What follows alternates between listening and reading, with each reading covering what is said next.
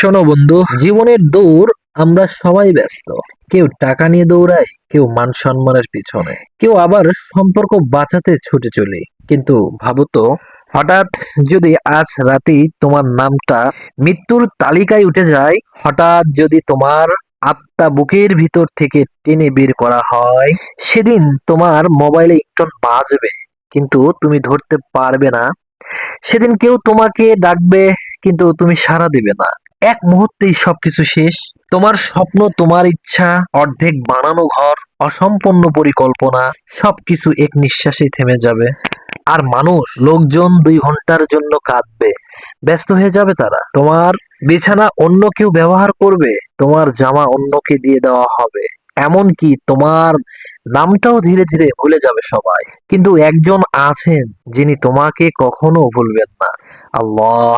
তুমি নামাজ না পড়লেও তিনি তোমাকে ডাকতেন, তুমি ভুলে গেলেও তিনি ফিরিয়ে নিতে চাইতেন। বন্ধু, তোমার ভয় পাওয়াটা ভুল নয়। ভয় তো তখনই আসে যখন মন সত্যিটা বুঝে ফেলে। মৃত্যু থেকে বাঁচার উপায় নেই, কিন্তু মৃত্যুর পরের জীবনকে সুন্দর করার উপায় আছে। আজ শুধু একটি কাজ করো, নিজের দিকে তাকাও, নামাজ ধরো, ইস্তেগফার করো, আর আল্লাহর কাছে ফিরে আসো। দুনিয়া একদিন তোমাকে ছেড়ে দেবে, কিন্তু আল্লাহ তোমাকে কখনো ছাড়বে না।